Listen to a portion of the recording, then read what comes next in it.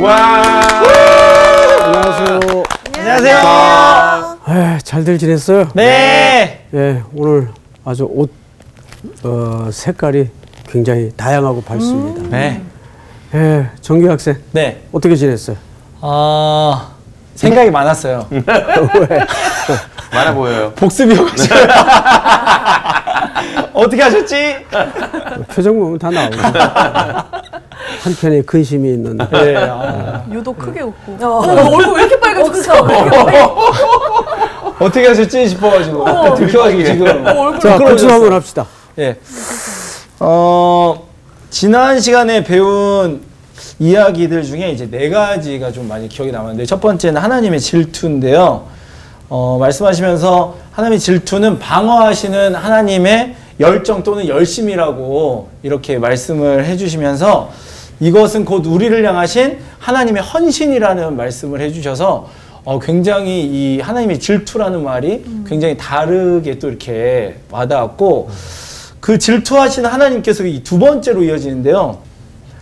안일한 나라들이 마치 이제 몽둥이를 들고 하나님의 백성들을 이렇게 막 괴롭히잖아요. 막 그래가지고 힘들게 하는 모습을 바라보시면서 이제 하나님께서 진노하시잖아요. 이게 이제 두 번째 키워드였고요. 이제 세 번째 키워드가 바로 여호와께서 예루살렘에 돌아왔다. 예, 이거였습니다. 그때 이제 슈브라는 단어를 사용하시면서 돌아오다, 그리고 회개하다 이런 말씀을 해주시면서 여호와께서 오늘 우리를 찾아와 주셔야만 우리에게도 진정한 회개가 일어날 수 있다. 이 말씀이 사실은 제가 지난 시간에 굉장히 큰 인사이트가 저한테는 또 있었고요. 이렇게 말씀해 주시면서 그러면 그 회복이 어떻게 일어나는가에 대한 네 번째, 다시 이제 그 4가지의 것들이 계속 반복적으로 나오는데 17절에 보니까 다시라는 이 단어가 4번 사용되어지는 것은 온 세상 이곳저곳에서 회복이 일어날 것이다 라는 것을 이제 또 말씀해 주셨고, 또 내 뿔에 대한 이야기가 나왔는데, 이 뿔은 막강한 힘 그리고 파워를 이야기하고 있는데, 이스라엘 백성들을 정말 사방으로 흩뜨린 그 사건에 대해서 이렇게 말씀을 해주시면서, 그러면 이것이 어떻게 회복이 될 것이냐, 이제 4명의 대장장이가 나오면서 하나님의 성전과 그리고 하나님의 백성을 회복시킬 것이다. 그래서 첫 번째 완성과 두 번째 완성의 주제는 회복이었습니다. 예. 예. 뭐가 내용이 많았네요. 내용이 많았어요. 근심 걱정이 사실 지금 복습 가운데는 오늘 좀 집중해서 다룰 주제들이 겹쳐지긴 하는데, 하나님이 우리에게 돌아오시고 또 뿔과 대장장이를 통해서 어떻게 주의 성읍을 회복해 가시는가, 이게 사실 오늘 첫 번째 시간에 다룰 주제거든요. 그런데 하나님이 질투를 처음 얘기했어요. 네. 근데 그 질투는 하나님의 어떤 방어적 성격이다 이렇게 말씀하셨는데, 오히려 이렇게 설명을 하면 더 정확해질 것 같습니다. 방어라는 개념보다는 하나님의 소유를 지키고자 하는 하나님의 헌신, 하나님의 열심. 네. 그러니까 사실 우리가 헌신하는 거 아니에요. 네. 하나님이 그분의 성실하심으로 우리를 향해서 끊임없이 헌신하시고 내게 열심을 갖고 계신다, 그 뜻이죠. 그리고 이제 방금 말씀드린 슈브라는 말은 말씀드린 것처럼, 그러고 보니까 회개라는 것은 하나님이 나를 찾아주시고 내게 돌아오셔야 내 안에 진짜 회개가 일어나는 거예요. 우리의 어떤 의지나 우리의 어떤 회심을 통해서 회개가 독립적으로 이루어지지 않습니다. 그러니까 회개라는 것은 사실은 하나님이 주체가 돼요. 그 그림을 어디서 볼 수 있는가 하면, 누가복음 15장에서 아버지가 이미 아들을 마음에 담고 매일 나가서 그 아들 기다리시잖아요. 네. 그 기다림 속에는 어떤 의미가 담겨져 있는 걸까요? 언제 돌아오려고? 하나님의 오랜 기다림. 네. 그래서 어느 학자의 그 글에 대한 제목을 보면 돌아온 탕자가 아니라 기다리는 아버지예요. 예, 제목이 네. 기다리는 아버지. 근데 그것이 사실은 정확한 제목입니다. 돌아온 탕자 우리 그렇게 표현하지 맞아요, 않습니까? 맞아요. 근데 성경의 원 뜻을 그대로 살리자면 기다리는 아버지. 예, 오늘도 기다리는 아버지. 인류를 향해서 아버지는 우리를 기다리고 계시죠. 아유, 복습 아주 좋았어요. 오늘 수업 스가랴 5강 대장장이 4명. 자, 그러면 우리 정규 학생이 복습 끄트머리에 이야기를 우리 지난주 사실 이걸 충분히 다루지 못해서 오늘 독립적인 시간을 통해 이 주제를 좀 따로 다뤄야 되겠다 싶어서 네. 18절서부터 보겠습니다. 네. 1장 네. 18절서부터 우리 광호 학생 한 절씩. 네.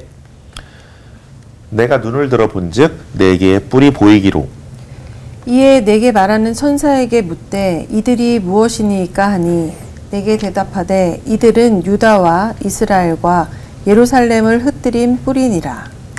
그때 여호와께서 대장장이 4명을 내게 보이시기로 내가 말하되 그들이 무엇하러 왔나이까 하니 대답하여 이르시되 그 뿔들이 유다를 흩뜨려서 사람들이 능히 머리를 들지 못하게 하니 이 대장장이들이 와서 그것들을 두렵게 하고 이전의 뿔들을 들어 유다 땅을 흩뜨린 여러 나라의 뿔들을 떨어뜨리려 하느니라 하시더라. 네. 항상 이제 다른 환상이 등장할 때마다 공통성을 가지고 쓰여지는 표현이 하나 있어요. 뭐라고 돼 있는가? 내가 눈을 들어 본즉 이렇게 돼 있어요. 자, 이 눈을 들어본다는 말은 스가랴 환상의 두 가지 국면에서 설명을 합니다. 첫 번째 국면이 뭐냐 하면 어떤 환상의 전환, 전환점에서 내가 눈을 들어 본즉이라는 말이에요. 그런데 눈을 들어서 어디를 지금 주목하라는 얘기입니까? 하나님을 향하여 네. 주목하라는 얘기예요. 네. 그러면 이 말은 무슨 뜻인가 하면 영적인 실종과 실체를 통해서 눈을 들어보라 그 말이에요. 그런데 이게 무심한 문장 같고 큰 의미가 담아져 있지 않는 표현 같지만 우리 생활에 굉장히 중요한 표현이에요. 내가 눈을 들어본즉. 자, 이거 머릿속에 입력하세요. 네. 네. 눈을 들어 본즉. 본즉. 첫째, 무슨 의미를 담고 있다고요? 새로운 전환. 전환. 전환점. 두 번째는 영적인 뭐예요? 실존. 실존을 향하는 태도를 얘기해. 향함. 그 영적인 실존은 우리에게 누구시겠습니까? 바로 하늘의 아버지가 우리의 영적인 실체입니다. 자, 그런데 이게 왜 이렇게 중요할까? 제가 이제 지난 한 주간 동안 우리 전체 교육자님들하고 좀 MT를 했어요. 그래서 MT를 하면서 2박 3일 짧은 시간이지만 그 MT의 주제가 텅 빈 시간이에요. 텅 빈 시간. 우리 이제 살아보다 보면 우리는 그 어떤 강박에 떠밀려 가는가 하면 뭐 해야 될 텐데. 맞아요. 예, 맞아요. 뭐 이대로 있어서는 안 되는데. 와, 진짜 다 딱 그래. 제가 그러는데. 맞아. 만나보면 그러다 보니까 맞아요. 자기가 지금 떠밀려 가는지도 모르고 어디로 향하는지도 모르고 그 깊은 숙고의 시간이 없어요. 근데 영적인 의식 속에. 네. 근데 성경을 가만히 보세요. 놀랍게도 성경을 주목하다 보면 의외로 텅 빈 시간 속에 하나님이 늘 새로운 길을 준비해 놓으십니다. 자, 모세가 40 나이에 애굽의 문물을 겸비한 후 민족을 위해서 뭔가 해보려고 하다가 뭐 했어요? 사람을 살인했어요. 맞아요. 그리고 그것이 들통난 걸 깨닫고 한순간에 부귀영화를 뒤로하고 광야로 떠밀려 그야말로 아무것도 아닌 존재가 되어서 네. 바람에 불려다닙니다.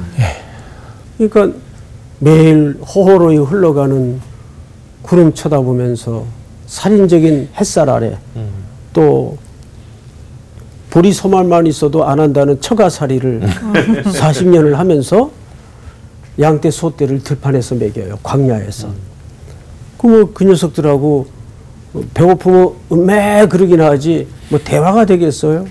그런데 그 텅 빈 시공간 안에 40년을 던져지면서 철저하게 자기 존재에 대해서 비워내요. 근데 하나님은 정말 80이 다 된 늙은 모세를 그때 역사의 전면에 불러내셔서 드디어 할 수 없다, 못 간다, 안 한다라고 버티던 모세에게 꽉 찬 역사의 구원의 역할을 맡기십니다. 그런 거예요. 우리가 보통 그렇게 쉬는 시간, 텅 빈 시간 하면은 우리는 무의미한 시간, 쓸데없는 시간, 소모되는 시간, 삭제된 시간 정도로 오해를 합니다. 정말 그럴까요? 아니에요. 텅 빈 시간을 최소한 일주일에 한 부분은 자기가 확보를 해야 이 균형을 잡아요. 이 얘기를 하는 이유가 있어요. 우리 그런 시간이 수희 학생, 내게는 어떤 시간일 것 같습니까?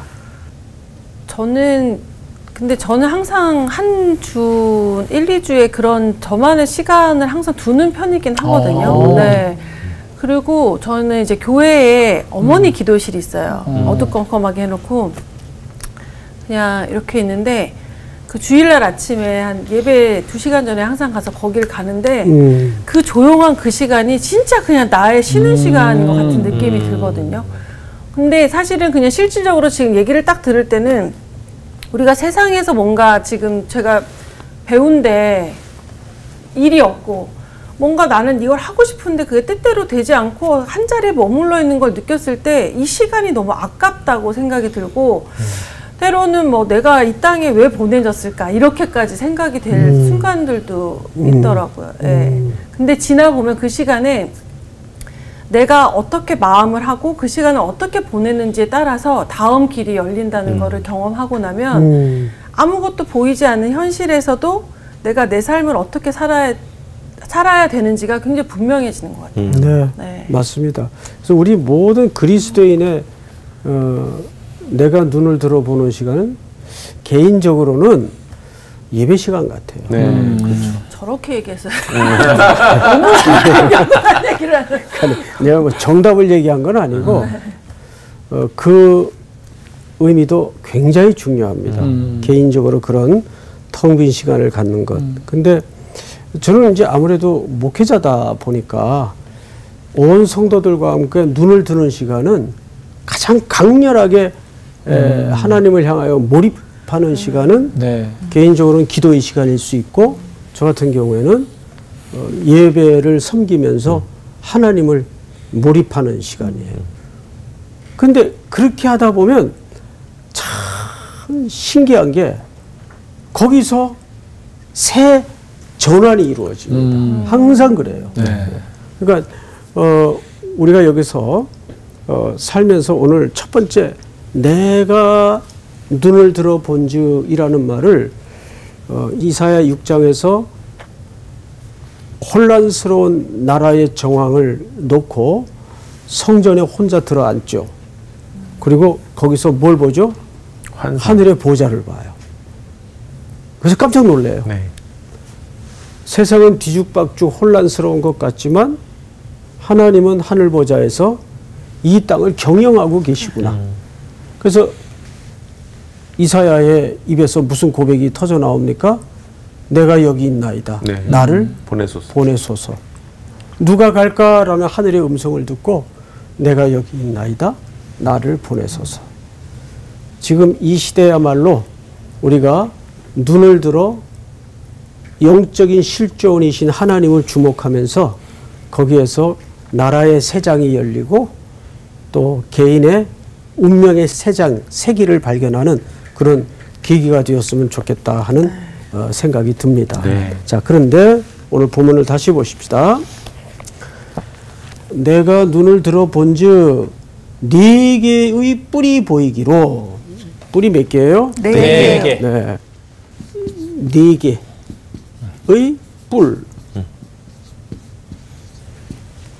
우리 광호 학생이 한번 대답할 수 있을 것 같은데. 네. 보통 우리가 상식선에서 뿔 하면 네. 어떤 이미지가 딱 걸립니까? 뿔. 뭔가 부딪히고 전투적이고 또 파괴하고 뭐 이런. 파괴하고. 그래서 우리가 그런 세상에서 그려내는 이미지도 당연히 일리가 있어요. 네. 근데 성경은 어떻게 뿔이라는 이미지를 쓰고 있는가? 네. 신속하게 빛의 속도로 신명기 33장 빨리 찾으세요. 자, 열었으면 우리 그 수혜 학생이 17절을 좀 읽어주세요. 그는 첫 숫송아지 같이 위엄이 있으니 그 뿔이 들소의 뿔 같도다. 이것으로 민족들을 받아 땅끝까지 이르리니 곧 에브라임의 자손은 만만이요 므낫세의 자손은 천천이리로다. 네, 여기 보면 봤다. 그는 첫 수송아지 같이 위엄이 있으니 그 뿔이 들소의 뿔 같이 들이받아요. 네. 예? 자, 또 한 군데를 찾겠는데 몇 절을 찾냐 하면 오늘 본문으로 다시 시선을 돌려서 19절을 다시 볼까요? 19절. 이에 내게 말하는 천사에게 묻되 이들이 무엇이니까 하니 내게 대답하되 이들은 유다와 이스라엘과 예루살렘을 흩뜨린 뿔이니라. 네. 흩뜨리다는 말이 무슨 뜻이에요, 향기 학생? 모여 있는 거를 그렇죠. 다 해산시키는 거죠. 근데 그 뿔로 누구를 그렇게 했대요? 예루살렘을 이스라엘. 하나님의 백성들. 네. 네. 이것은 결국 이런 뜻입니다. 네 뿔은 파괴력을 얘기해요. 네. 그죠? 흩뜨러뜨리는 역할과 기능을 여기 설명하죠. 네. 그런데 그 대상이 하나님의 백성들입니다. 네. 그러면 당시 실제 역사적 상황에서 하나님의 백성들을 흩어버리고 들이받은 열강들이 우리의 상식선에서도 걸려드는 나라가 있죠. 네. 어느 나라입니까? 바벨론, 아수르. 그렇지. 페르시아. 아수르, 페르시아. 아수르. 아수르. 네. 또 애국. 애국. 이렇게 이제 열강을 들 수가 있어요. 네. 자, 그것은 4라는 숫자를 맞추기 위해서 우리가 설정을 하자면 그런 실제 어떤 나라를 들 수 있지만 네.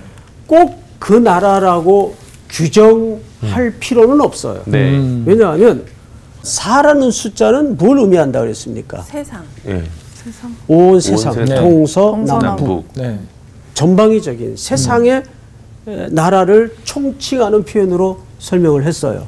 맞죠? 네. 자, 그렇다면 저 4라는 숫자는 이 당시에는 이 4라는 숫자가 방금 말씀하신 아수르, 애국, 바벨론, 페르시아, 메데바사 뭐 이런 나라로 설명할 수 있지만 네. 그 나라만 해당된다는 이런 해석은 굉장히 억지스러운 해석이 됩니다. 그래서 4라는 숫자는 그 실존했던 나라에 해당될 수도 있지만 거기에 꼭 못 박을 필요는 없고 넓은 범주에서 성경은 역사를 넘어 우리에게 적용할 수 있는 책이기 때문에 이렇게 설명을 할 수가 있는 거죠. 온 세상의 네. 나라들이 네. 4라는 숫자로 설명이 되어서 결국 세상은 하나님의 백성들을 힘들게 하고 괴롭게 하는 어떤 반정서적 연대를 이루고 있단 말이에요. 네. 그렇게 이해를 하면은 해석이 어려움이 없을 것 같습니다. 네. 자, 그런데 20절을 볼까요? 20절. 전체가 한번 같이 읽어보십시다. 시작. 그때 여호와께서 대장장이 4명을 내게 보이시기로. 네. 이제 뿔에 관한 이야기를 이제 정리하고 그 설명을 좀 하겠습니다. 눈을 들어보니까 4개의 뿔이 등장을 하는데 4개의 뿔의 지금까지의 기능과 역할은 어떤 역할이었나요? 정규학생? 파괴하고 흩뜨린. 그렇죠. 네. 예. 근데 그것은 하나님의 어떤 의도를 담고 있었습니까? 지난 강의를 포함해서 한번 연결지어서 생각을 해보면. 이스라엘 백성들을 징계. 그렇죠. 예. 머뭇거리지 마세요. 예. 왜 이렇게 오래 생각했지? 그럼 뭐 간단한 이야기를 그렇게 오래 예. 생각을 할까요?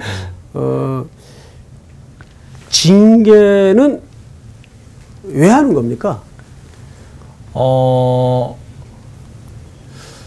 징계를 왜 하냐면요. 다시 그것들을 알아서 고치게 하려고. 그렇죠. 예. 진짜 재앙이 뭔지 아세요? 무관심. 네. 버리는 거예요. 맞아요. 그렇죠. 맞아요. 근데 징계는 히브리서에서 뭐라 그래요? 아들들마다 징계한다 그랬어요. 네. 그러니까 이스라엘 백성들을 이렇게 열강을 들어 네 뿔의 정체를 통해서 들이받게 하고 흩어버려 지도록 하는 것은 징계란 말이에요. 네. 그럼 그 징계를 왜 하냐 그 말이에요. 다시 돌아오게 하기 위해. 그들로 하여금 잘못 살았던 삶의 시선을 고치고 네. 그들을 정결케 하기 위해서 징계를 하는 거예요. 네. 근데 진짜 무서운 것은 버려두는 거거든요. 아 이젠 알아서 해라 그냥. 간섭 안 하는 거예요. 로마서에 보면 그 로마서 앞부분에 그들의 상실한 마음대로 버려두사. 굉장히 슬픈 이야기예요. 네. 이제 간섭 안 하겠다는 거예요. 이제 내가 너를 다시는 돌아보지 않겠다 그 말이죠.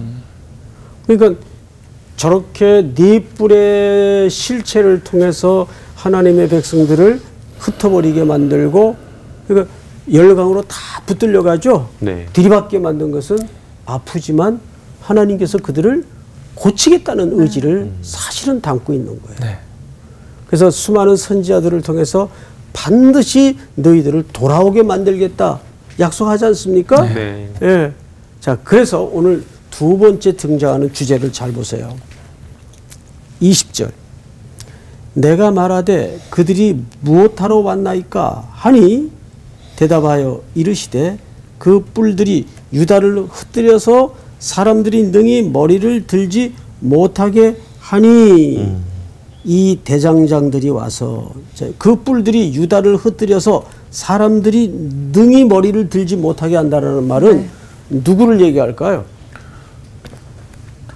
능히 머리를 들지 못하게 한다. 네. 누구를 얘기할까요, 광호 학생? 그 주변에서의 공격들로 인해서 이스라엘 백성들이 성전을 짓지 못했던 두려움. 뭐 거기까지 갈 필요 없고 아, 네. 이스라엘을 과도하게 교만하여 심하게 고난을 던졌던 열강들을 네네네. 그들은 자기들이 힘이 있어서 자기들이 실력이 돼서 그렇게 한 줄 알아요. 아, 네. 네. 근데 하나님의 허락 없이는 그게 가능해요? 안 되죠. 아니요. 아니죠. 예. 불가능하죠. 그 얘기를 하는 거예요. 예. 자, 그러면 우리는 한 가지 좀 이렇게 넓은 범주에서 하나님의 경영에 대한 해석이 필요합니다. 역사의 표면적인 팩트만 보면 이스라엘이 약소국이고 네. 무기도 변변이 없고 열강은 막강한 위력과 군사와 정치적 권세를 갖고 있어요. 그래서 먹힌 줄 알아요. 그 역사는 그렇게 해석할 수밖에 없어요. 네, 네, 그렇죠. 네. 그런데 여러분 레위기서를 보면 다른 얘기를 해요. 성경을 한번 보십시다. 레위기 26장. 우리 수희 학생이 한번 찾아서 읽어볼까요? 26장 몇 절을 읽으시냐 하면 33절. 내가 너희를 여러 민족 중에 흩을 것이요 내가 칼을 빼어 너희를 따르게 하리니 너희의 땅이 황무하며 너희의 성읍이 황폐하리라. 예, 그리고 34절을 보시면 너희가 원수의 땅에 살 동안에 너희의 본토가 황무할 것이므로 땅이 뭐를 누릴 것이라. 안식을. 이게 무슨 얘기일까요, 여러분? 자, 앞을 보세요. 이들이 땅에 대해서도 안식을 지키지 않았어요. 그렇죠. 그들의 욕망 때문에. 네. 그래서 자기들은 형식적으로 안식을 지키지만 노예들을 통해서 계속 땅을 갈아요. 네. 그래야 생산물이 잉여물이 더 넘칠 테니까. 네. 결국 돈의 문제죠. 돈의 문제 때문에 누구의 율례를 어기고 살아왔던가요? 하나님의 대표적인 예가 그거예요. 네. 하나님의 율례를 어기고 살아온 까닭으로 하나님이 그 땅을 안식케 하는 방법은 약속의 땅을 안식케 하는 방법은 그 땅의 백성들을 쫓아내. 다른 나라로 옮겨버리는 거예요. 그리고 그 땅에 사람들이 없으니까 네. 그 땅은 자동적으로 뭐가 되겠어요? 회복이 되죠. 안식이 되는 거죠. 안식이. 여기서 그 얘기를 하는 거예요. 예. 그러니까 이게 단순한 안식이 아니라 하나님의 율례를 거역하고 돈이라는 탐욕에 메인 이스라엘 백성들의 잘못된 가치관을 드러내는 거죠. 네. 그리고 여기에는 두 가지 시선이 있다는 걸 놓쳐서는 안 돼요. 첫 번째 시선은 정치적으로, 경제적으로, 군사적으로 이스라엘 백성들이 약소 국가예요. 네. 힘도 없어요. 네. 그러니까 먹혔다. 틀린 말은 아닌데 이게 리얼 팩트는 아니에요. 네. 진짜 팩트는 뭐예요? 오늘 레위기서가 얘기하고 있잖아요. 그렇죠? 네. 그래서 이 땅에 벌어지고 있는 열강들의 각축과 약소 민족들의 아픔을 하나님의 섭리사관에서 해석하고 들여다볼 수 있는 영성이 눈 열어줘야 됩니다. 그러니까 맨날 우리가 일이 생기면 그냥 정치 탓하고 경제 탓하고 그렇게 표면적으로는 세상 사람들은 탓할 수 있지만 우리는 탓을 하더라도 그 너머를 봐야 돼. 그러니까 정확하게 이스라엘 백성들도 어디에 문제가 걸려 있었어요? 영적인 문제예요. 이것이 군사적인 문제도 아니고. 저는 이 땅에 벌어지고 있는 혼란과 아픔도 결국은 본질이 영적인 문제라고 믿습니다. 네. 영적인 문제이기 때문에 그것을 한국교회가 함께 집중할 수 있어야 돼. 그래서 하나님이 그 땅을 안식토록 하기 위해서 땅을 욕망에 묶여 경작하고 안식일을 지키지 않던 백성들을 쫓아내는 거예요. 네. 흩어버리는 거예요. 네. 우리 향기 학생이 26장 33절을 다시 한번 읽어보세요. 내가 너희를 여러 민족 중에 흩을 것이요 내가 칼을 빼어 너희를 따르게 하리니 너희의 땅이 황무하며 너희의 성읍이 황폐하리라. 너희가 원수의 땅에 살 동안에 너희의 본토가 황무할 것이므로 땅이 안식을 누릴 것이라. 그때의 땅이 안식을 누리리니. 35절 계속 이어서 너희가 그 땅에 거주하는 동안 너희가 안식할 때에 땅은 쉬지 못하였으나 그 땅이 황무할 동안에는 쉬게 되리라. 예, 얼마나 슬픈 역사입니까? 네. 이렇게 해서라도 하나님은 이 백성들의 진짜 잘못이 어디서부터 출발되었는가를 가르쳐 주는 겁니다. 그래서 여러 민족을 통해 흩으실 것이라고 그랬죠. 네. 그러니까 여러 민족은 여기에서 4개의 뿔로 등장을 하는 거예요. 이제 그렇다면 그 백성들에게 지금 현실적 결과는 파괴, 네. 황폐, 네. 흩어짐, 네. 슬픔, 고난의 역사를 지금 이어가고 있겠죠? 네. 그런데 그 다음 21절을 다시 보시면 오늘 본문이죠? 이렇게 돼 있어요. 능히 머리를 들지 못하게 하니 이 대장장들이 와서 그것들을 어떻게 하고 두렵게 하고 이전의 뿔들을 들어 유다 땅을 흩뜨린 여러 나라의 뿔들을 떨어뜨리려 하느니라 하시더라. 이제 하나님의 응징과 보복의 역사가 새로 시작이 되는데 네. 여기 누구냐 하면 대장장들이 등장을 해요. 대장장이들. 세 번째 주제가 대장장이. 근데 이 대장장이를 앞에서 어떻게 묘사를 또 했죠? 네. 어떻게 묘사했어요? 건축하는 사람들.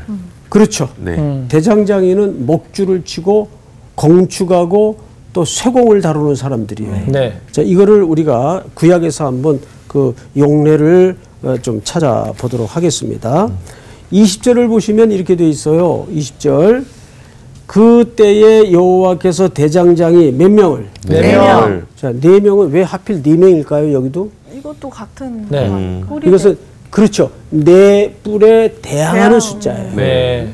4개의 뿔로 하나님의 백성들을 흐트러뜨렸었죠. 네. 그러니까 똑같이. 4개의 대장장이를 일부러 등장시키는 것은 그것을 온전히 전멸해버리겠다. 회복하고 고치겠다는 이야기를 네. 이렇게 설명을 하는 겁니다. 이게 네. 하나의 문해적 또 설명 방식이 되겠죠. 네. 자, 그런데 성경 구절을 한번 찾아보십시다. 역대하 24장. 우리 정규 학생이 한번 찾아볼까요? 네. 네. 12절. 네. 왕과 여호야다가 그 돈을 여호와의 전 감독자에게 주어 석수와 목수를 고용하여 여호와의 전을 보수하며 또 철공과 노쇠공을 고용하여 여호와의 전을 수리하게 하였더니 기술자들이 맡아서 수리하는 공사가 점점 진척되므로 하나님의 전을 이전 모양대로 견고하게 하니라. 자, 여기 보시면 네 직종이 등장을 합니다. 그렇죠? 석수, 목수, 또 철공과 노쇠공. 이 사람들을 당시에는 전부 대장장이로 총칭했어요. 그러니까 대장장이를 총칭할 수 있는 각 직군들을 얘기합니다. 네. 자, 근데 이 사람들 전부 공통적인 직무가 있어요. 뭐 하는 사람들이에요? 성전 건축 고치고 보수하고 네. 재건하는 사람들. 네. 그래서 이 말은 하나님이 어떤 의지를 이제 실질적으로 드러내는 거죠. 이 백성들을 내가 고치고 다시 세우겠다. 결국에는 스가랴가 학계 선지자 다음에 2달 만에 다시 파송받아서 네. 했던 선포의 본질이 뭐예요? 이 성전의 의미. 네. 그렇죠. 그거를 학계는 중단되었던 16년 동안 중단되었던 하나님의 성전을 재건하는 일에 독려를 하는 네. 부사였다면 네. 스가랴는 이것을 왜 새로 지어야 되는가에 대한 신학적 가치를 던져주는 비전어리란 말이에요. 맞아요. 그런 의미에서 오늘 하나님께서 이 네 뿔과 네 대장장이는 맞물리는 관계입니다. 네 뿔로 흩으셨다면 네 대장장이를 통해서 하나님의 백성 공동체의 삶의 터전을 완전히 고치겠다는 얘기거든요. 네. 한 군데만 더 볼까요? 네. 왕하 24장. 열왕기하 24장. 4장을 우리 강호 학생이 한번 16절 읽어보세요. 16절. 또 용사 7,000명과 장인과 대장장이 1,000명 곧 용감하여 싸움을 할 만한 모든 자들을 바벨론 왕이 바벨론으로 사로잡아가고. 네. 이것은 일찍이 오래전에 네 뿔이 이들을 흩어버리고 바벨론으로 끌고 갈 때 명단들이 소개되어 있어요. 직군의 명단들이. 네. 그런데 잘 보시면 16절에 이런 표현이 있죠. 또 용사 7,000명과 장인과 대장장이 1,000명 곧 용감하여 싸움을 할 만한 모든 자들을 그러고 보니까 용사의 계열에 누구를 얹어놓고 있어요? 대장장이. 대장장이를 얹어놓고 있어요. 그러니까 이들은 하나님의 전을 재건하는데 믿음도 있어야 되고 용감해야 되는데 거기에 대장장이들이 한 반열에 서 있어요. 맞는 일에 엄청 중요한 역할이에요. 멋진 형님들이네. 이거 아무나 될 수 있는 게 아니에요. 그럼요. 이거 자, 뭐 여러분. 건축 공부했다고 되는 게 아니에요. 그러네, 정말. 사도행전 6장에 보면 헬라파 사람들이 구제에 자꾸 제외되니까 헬라파 사람들이 시비를 일으켰어요. 왜 우리 맨날 이렇게 제외되냐. 그래서 사도들이 전체를 소집해가지고 제자들 모두를 불렀다 그랬어요. 그러니까 이것은 문제가 일어났을 때 투명성, 그 문제를 같이 공유, 공감하는 순서를 먼저 가졌어요. 그러고 나서 그들이 제일 먼저 한 일이 신학적 가치를 재정리했어요. 사도의 본연의 직무가 뭐냐? 기도하고 말씀을 전하는 일이다. 그래서 우리는 그것을 다시 이 성장 과정에 재정의해서 우리가 그 직무에 집중하고 실무적인 일을 하는 사람들을 뽑자. 이게 최초의 안수 집사 아니에요? 네. 자, 그런데 이렇게 해서 7명을 뽑았어요. 네. 7명. 근데 7명 몽땅 헬라파 사람들이에요. 문제 제기를 했던 마이너들을 교회 리더 그룹으로 뽑았어요. 근데 이 집사라는 말이 디아코니아라는 말을 써요. 이 말은 두 가지 의미로 사용이 됩니다. 첫째는 재정 출납. 두 번째는 서빙. 식탁 옆에서 섬기는 직분이다 그 말이에요. 집사가. 그런데 이 역할도 할 수 있고 이 역할도 해야 되는 사람을 뽑는데 뽑는 기준이 뭐였죠? 성령과 지혜가 네. 충만한 사람. 그러면 저게 왜 중요하냐면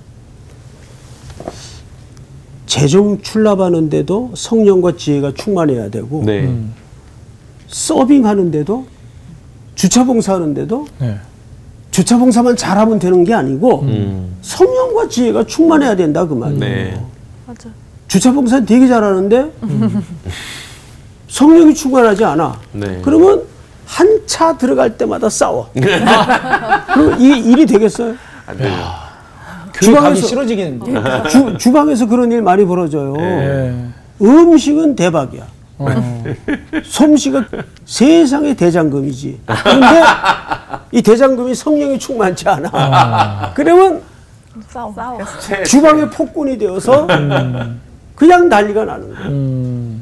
그러니까 교회 직무는 어떤 직무이든지 간에 뭐가 필요해요? 성령과 지혜가 충만해야 돼요. 이 얘기를 왜 하느냐 하면 지금 우리가 성경을 참고하다 보니까 싸움을 잘하는 용사 7,000명도 필요하지만 그 동일한 가치와 동일한 신학적 의미를 담은 대장장이들도 용사의 반열에 용감한 자로서 필요하다. 네.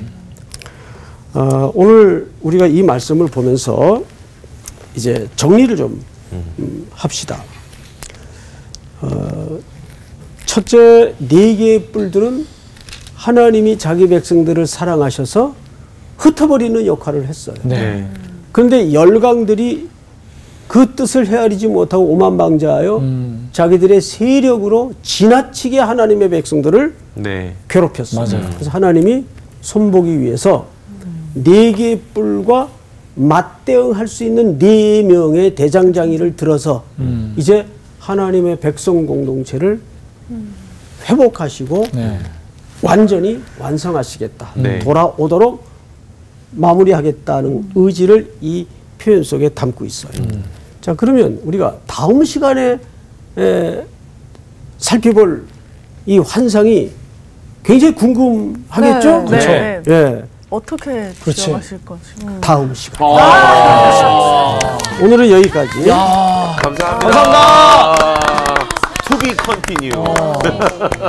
기대된다. 저는 대장장이가 이렇게나 진짜 전혀 생각지 못했어요. 근데 이게 뭔가, 너무 커. 대장장이 우리 그냥 이렇게 쎄 이렇게 다른 사람 맞아요. 했는데 단순한 성공이고 그냥 뭐 이거 해서 엔지니어예요, 엔지니어. 나중에는 그런 줄 성령과 알았더니. 지혜가 충만한 것까지 맞아요. 나가는 거 네. 보니까 진짜 그래서 진짜 대장장이가 되고 싶다. 그렇죠. 이런 생각까지. 그러니까 어떻게 보면 예. 육적으로나 영적으로나 완전 무장한 정말로. 사람 같은 거예요. 대장장이에요, 대장장이에요. 그래, 우리 진짜 멋진데요. 너무 멋진데. 하세요. 예. 그러니까요. 대장장이라고 불러주세요. 자격이 있어요? 부족합니다. 그 말씀 들으면서 느껴진 게 우리가 기도하고 예배하는 일도 예배도 너무 중요하지만 그 삶으로 또 싸워내고 성전을 짓는 재건의 역사들을 이루기 위해서 정말 삶에 충실해야 되겠구나. 맞아요. 그런 생각도 드는 우리가 시간이 늘 성령과 지혜 안에 네. 들어야 돼요. 대장장이 대로 나가시겠습니다. 네, 갑시다. 가시죠. 갑시다. 징계할 때도 이유가 있어요. 이번 주 퀴즈입니다. 예수님께서 군대와 종교인들에 의해 끌려가셨을 때 예수님을 신문했던 총독은 누구일까요? 1. 가야바 2. 헤롯 3. 빌라도. 정답을 아시는 분은 CBS 성서학당 홈페이지와 성서학당 카카오 채널을 이용하시면 됩니다. 선정되신 분들에게는 대한성소공회에서 발간한 성경 통독을 위한 최고의 자습서 성경 2.0 성서학당 선생님들의 저서 중 하나를 드립니다.